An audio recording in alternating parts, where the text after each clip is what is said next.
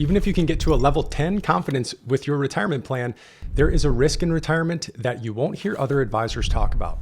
And that is, it's common for retirement to reveal new problems in your marriage that you weren't expecting. And actually, divorce rates for people over 50 have doubled since the 90s and actually tripled for those who are 65 and older. Meanwhile, divorce rates for younger adults, that's steadily declined. And I believe couples entering retirement face relationship challenges that previous generations may not have had experience at the same rate. I'm Dave Zoller, and my firm has helped hundreds of people navigate this retirement transition. And we've seen some thrive, and then others have a harder time. So today I'm going to share what to look out for and then how to prepare so you can make sure that this is the best stage of your life, both financially and relationally. And at the end, I'll give you some key questions to ask each other that's going to help you navigate this transition successfully. And then also, you'll have a roadmap to just make sure that retirement strengthens your marriage instead of strains it. Here's an example of someone who learned it the hard way. Paul, he was a successful business owner, and he had done that for about 30 years.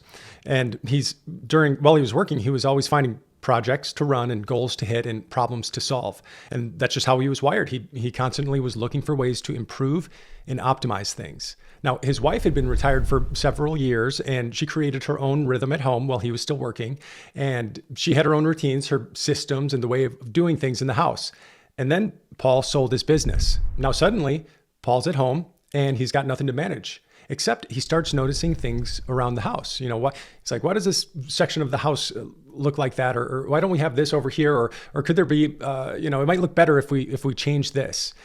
He was looking for projects. He was looking for things to improve and goals to hit, because that's just what successful people do, right? But here's the problem.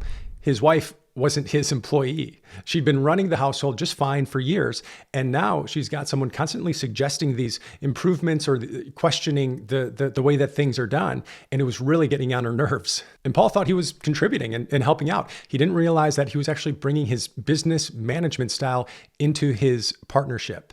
His wife didn't need a CEO. She needed her companion. And this is incredibly common for high achieving retirees, especially business owners or executives, because you've spent decades being the decision maker and the problem solver and the optimizer. But retirement requires a completely different skill set.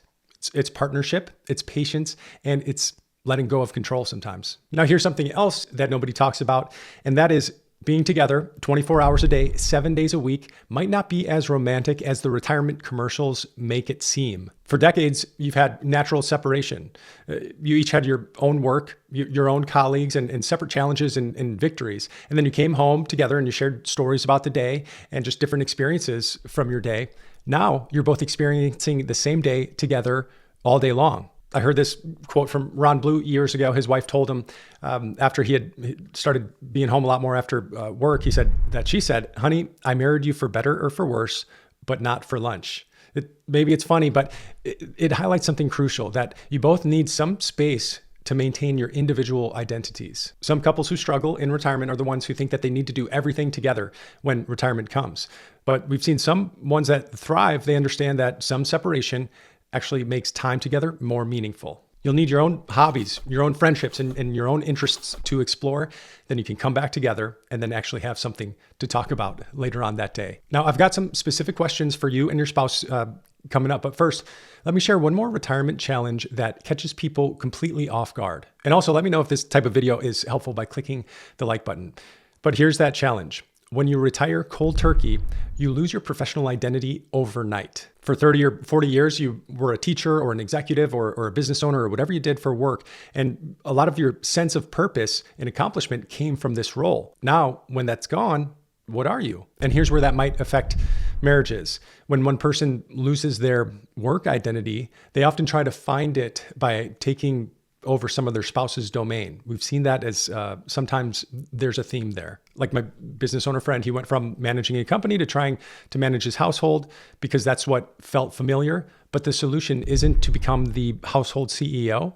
It's really to find a new purpose that's uniquely yours. I spoke to one of my subscribers not long ago, and he was retiring, and he had said something brilliant. He told me that he wanted to figure out his hobbies and helping before he retires. Now, hobbies are the things that you're curious about, what you've always wanted to learn more about, but maybe you didn't have time, or just what are those things that interest you that you want to explore more of? And then helping is, how can you use your skills to serve others? What are the causes out there? What are the things happening in the world that might break your heart, and maybe you can do something about it, whether it's donating time or donating money to help the causes that are most important to you. And when you've got your own hobbies and you've got your own way of helping others, you're not trying to take over your spouse's world. You're building a new world in retirement. But I'd love to hear from you in the comments, because sometimes your experiences, what you share, can be incredibly helpful to others who are reading it. Have you seen couples who absolutely nailed this retirement transition? Or have you seen ones that have struggled with it? What do you think the difference is? And if you're already retired, what's a piece of relationship advice that you'd give to couples who are getting to retirement and about to start that journey? We'd love to hear from you below. And remember, this can be the best stage of life yet, but it requires intentional planning, not just financial, but also relational. If this video was helpful, please click the like button so that I know. And then to help you get started, I've created a video with a few essential questions that every couple should discuss regarding your retirement. Whether you're not yet retired or you already are, these could be helpful. These aren't the typical planning questions that you get from a financial advisor. They're going a little bit deeper, and they're a little bit deeper conversations that can really make or break this transition. You'll find that video up here, and I'll see you there. Take care.